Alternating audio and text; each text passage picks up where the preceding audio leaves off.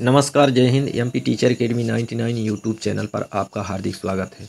दोस्तों, यदि चैनल को अभी तक सब्सक्राइब नहीं किए हैं या चैनल पर नए हैं तो चैनल को सब्सक्राइब कर लीजिए, बेल आइकन को प्रेस कर लीजिए। दोस्तों, आज हम बात करेंगे भारत के इतिहास के बारे में, यानी कि भारत को कितने भागों में बांटा गया है और इतिहास को जानने के लिए कौन कौन से स्रोत हैं। तो चलिए बात करते हैं।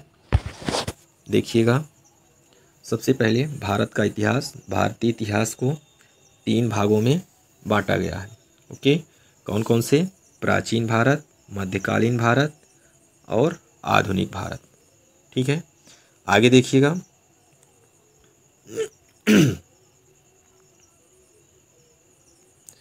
प्राचीन भारत का प्रागैतिहासिक काल, मानव विकास के उस काल को इतिहास कहा जाता है जिसका विवरण लिखित रूप में उपलब्ध है। ठीक है, आगे देखिएगा।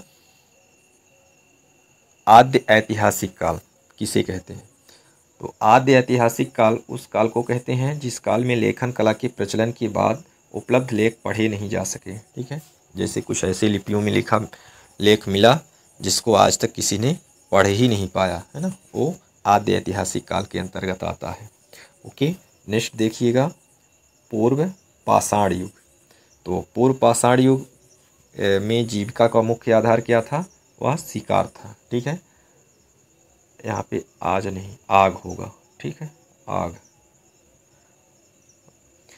आग का आविष्कार पूरा पाषाण काल में हुआ। ठीक है, पूछा जाता है कि आग का आविष्कार किस काल में हुआ?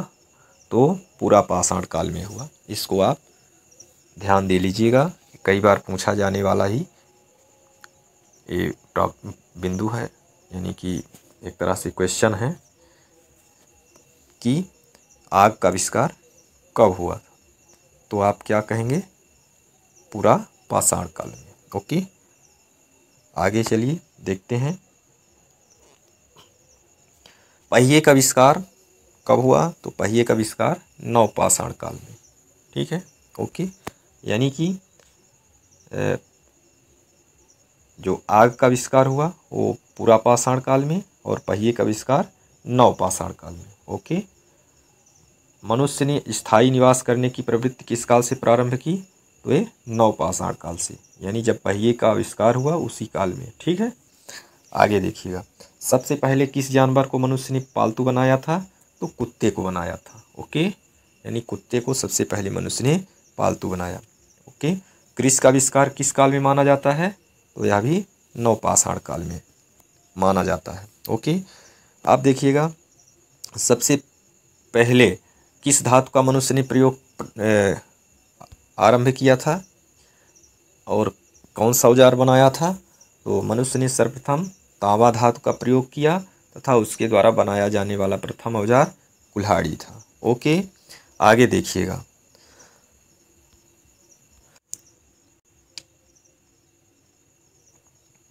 प्राचीन भारतीय इतिहास के स्रोत।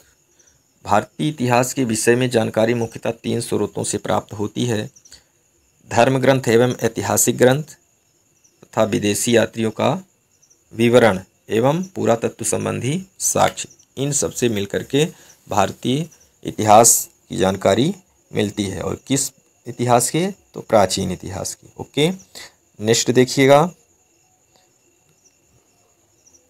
धर्म ग्रंथ एवं ऐतिहासिक ग्रंथ। तो धर्म ग्रंथ में सबसे प्रमुख आते हैं वेद। वेद कितने हैं? इन वेद सबसे प्राचीन है ना, सबसे प्राचीन है, सबसे। ठीक है, और इसके संकलनकर्ता कौन है? तो महर्षि कृष्ण द्वैपायन वेद व्यास जी हैं। ओके, आगे देखिएगा, वेद कितने हैं?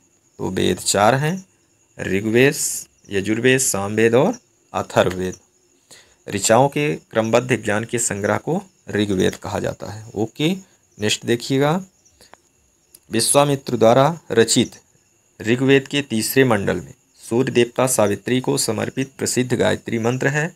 इसके 9वें मंडल में सोम देवता का उल्लेख मिलता है। ओके, नेक्स्ट देखिएगा,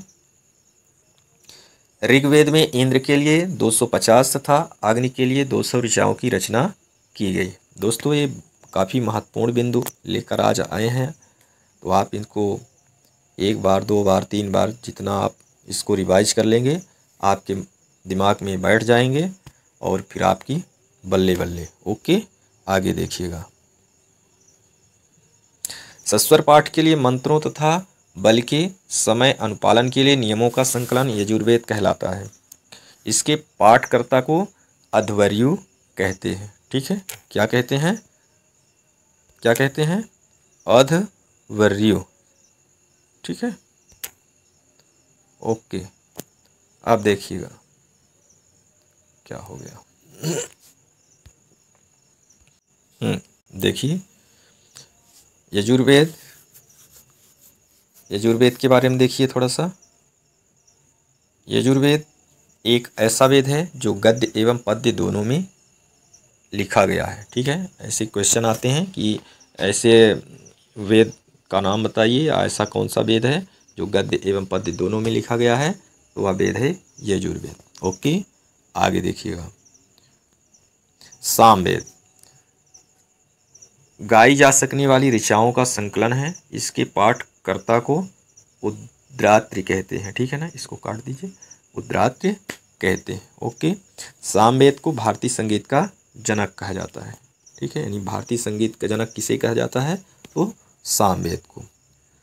नेक्स्ट देखिएगा। अथर्व ऋषि द्वारा रचित अथर्ववेद में रोग निवारण, तंत्र मंत्र, जादू टोना, साप, वशीकरण, आशीर्वाद स्तुति, प्रायश्चित, औषधि, अनुसंधान, विवाह, प्रेम का वर्णन मिलता है। ओके, नेक्स्ट देखिएगा। अथर्ववेद में राजकर्म, मातृभूमि, महात्म्य, यहाँ पे ये नहीं है, महात्म्य, ठीक है, आदि विविध विषयों से संबंध मंत्र तथा सामान्य मनुष्यों के विचारों, विश्वासों, अंधविश्वासों इत्यादि का वर्णन मिलता है। ओके, नेक्स्ट देखिए दोस्तों, ये बहुत महत्वपूर्ण टॉपिक है। इसको आप एक बार, दो बार, तीन बार रिवाइज जरूर करिएगा। आगे देखिएगा। ये मायने नहीं रखता कि आप कितना जल्दी कितना कवर कर पा रहे हैं, एक ही बार पढ़ते चले जाएं और रिवाइज ना करें दोस्तों, ये परीक्षा के समय पर डाउट पैदा कर देते हैं, इसलिए आप इसका रिवाइज भी ज़रूर करें। नेक्स्ट देखिएगा दोस्तों, अथर्ववेद में सभा एवं समिति को प्रजापति की दो पुत्रियां कहा गया है। ठीक है, वेदों को समझने के लिए 6 वेदांगों की रचना हुई है। अब वेदांग कितने हैं, जो 6 हैं, कौन कौन से हैं, इसे भी देख लीजिए। शिक्षा, ज्योतिष, कल्प, व्याकरण, निरुक्त तथा छंद, ये 6 वेदांग हैं। ओके, आप देखिएगा। नेक्स्ट, विदेशी यात्रियों का विवरण। ठीक है ना, इससे भी भारतीय इतिहास की जानकारी प्राप्त होती है। तो सबसे पहले देखेंगे यूनानी रोमन लेखक। तो देखिएगा दोस्तों, टेसियस है ना, टेसियस यह ईरान का राजवैद्य था। टालेमी, इसने 2री शताब्दी में भारत का भूगोल नामक पुस्तक लिखी थी। ओके, नेक्स्ट देखिएगा। हेरोडोटस को इतिहास का पिता कहा जाता है। ठीक है, इसने अपनी पुस्तक हिस्टोरिका में 5वीं शताब्दी ईसा पूर्व के भारत फारस के संबंध का उल्लेख किया है, यानी वर्णन किया है। ओके, नेक्स्ट देखिएगा दोस्तों, ज़्यादा नहीं बचा है, कुछ ही है, इसके बाद वीडियो को एंड कर देंगे। या चाहेंगे तो इसका PDF भी प्रोवाइड करा देंगे। ठीक है, कमेंट जरूर करिएगा। आगे देखिए। मेगास्थनीज या सेल्यूकस निकेटर का राजदूत था, जो चंद्रगुप्त मौर्य के राज दरबार में आया था। कि कहाँ आया था, चंद्रगुप्त मौर्य के राज दरबार में। इसने अपनी पुस्तक इंडिका में मौर्य युगीन समाज एवं संस्कृति के विषय में लिखा है। ओके, नेक्स्ट देखिएगा। प्लिनी, इसने प्रथम शताब्दी में नेचुरल हिस्ट्री नामक पुस्तक लिखी। इसमें भारतीय पशुओं, पेड़ पौधों, खनिज पदार्थों के बारे में वर्णन मिलता है। ओके, नेक्स्ट देखिए आप चीनी लेखकों के बारे में, यानी जो चीनी लेखक से तात्पर्य है जो चाइना से आए थे, यानी चीन से अपने देश में आए थे यात्री, और उन्होंने वर्णन किया है भारत के इतिहास के बारे में। तो यहाँ पे देख लेते हैं। तो सबसे पहले देखते हैं फाहयान। तो यह एक चीनी यात्री चंद्रगुप्त द्वितीय के दरबार में आया था। नेक्स्ट है ह्वेनसांग, यह हर्षवर्धन के शासनकाल में भारत आया था। और नेक्स्ट इत्सिंग, यह 7वीं शताब्दी के अंत में भारत आया था। ओके, नेक्स्ट देखिएगा दोस्तों, अरबी लेखक। एक मेन पॉइंट हम लिए हैं इसमें, ठीक है ना, जो परीक्षा के दृष्टि से काफ़ी महत्वपूर्ण है। केवल उन्हीं टॉपिक्स को, उन्हीं बिंदुओं को हमने इसमें शामिल किया है। ओके, आगे देखिएगा, अरबी लेखक। तो अरबी लेखक कौन है? तो अल बरूनी, यह महमूद गजनवी के साथ भारत आया था। ओके, नेक्स्ट देखिएगा, कुछ एक अन्य लेखक जैसे यहाँ शामिल कर लिए हैं हम, मार्को पोलो को। मार्को पोलो से भी संबंधित प्रश्न बनता है। तो यह 13वीं शताब्दी के अंत में पांड्य देश की यात्रा पर आया था। ओके, अब नेक्स्ट देखिएगा, पुरातत्व संबंधी साक्ष्य के बारे में। तो सर्वप्रथम भारतवर्ष का जो जिक्र मिलता है वह हाथी गुम्फा अभिलेख में मिलता है। ओके, नेक्स्ट देखिए, सती प्रथा का पहला लिखित साक्ष्य कहाँ से मिलता है? तो एरण अभिलेख से मिलता है। ठीक है, सर्वप्रथम सिक्कों पर लेख लिखने का जो कार्य था वो यवन शासकों ने किया।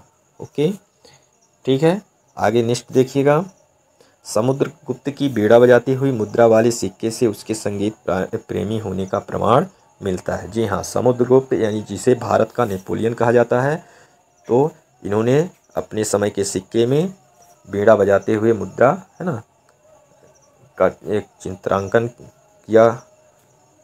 उनके इस चित्र से यह पता चलता है कि वे संगीत प्रेमी थे। ओके, तो ये थे दोस्तों महत्वपूर्ण बिंदु जो परीक्षा के दृष्टि से काफ़ी महत्वपूर्ण है। यदि आपने अभी तक चैनल को सब्सक्राइब नहीं किए हैं तो चैनल को सब्सक्राइब कर लीजिए। MP teacher academy 99 YouTube channel आपका ही चैनल है। ठीक है, इसमें कोई बढ़ा चढ़ा की बात तो नहीं की जाती, बशर्ते अभी सब्सक्राइबर कम है। यदि आपका सपोर्ट मिला तो बहुत अच्छा होगा। मिलेंगे नई जानकारी के साथ पुनः नई वीडियो में, तब तक के लिए जय हिंद, जय भारत।